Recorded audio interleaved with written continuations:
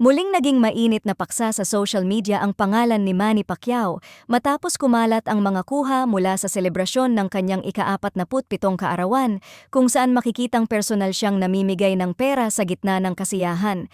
Agad itong umani ng iba't ibang reaksyon mula sa netizens, mula sa pagkagulat, paghanga, hanggang sa pagkabilib sa patuloy niyang pagiging bukalpalad.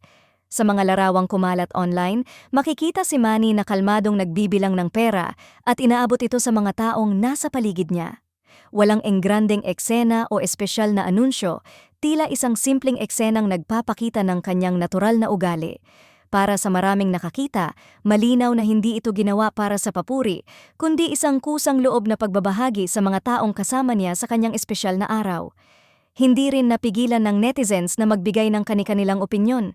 Marami ang nagsabing hindi na sila nagulat dahil matagal nang kilala si Pacquiao sa pagiging matulungin at mapagbigay, lalo na sa mga taong naging bahagi ng kanyang paglalakbay. May ilan pang nagkomento na mula pa noong nagsisimula siya sa boxing, dala na raw niya ang ganitong ugali, kaya kahit gaano pa kalaki ang kanyang narating, hindi pa rin nagbabago ang kanyang puso. May mga netizens ding nagbiro na sana raw ay may kaarawan din si Manny araw-araw, habang ang iba naman ay nagsabing bihira na raw makakita ng isang sikat at mayamang personalidad na ganito ka-hands-on sa pagbibigay. Para sa kanila, mas ramdam ang sincerity kapag personal mong ginagawa ang pagtulong imbes na ipadaan lamang sa staff o organizers.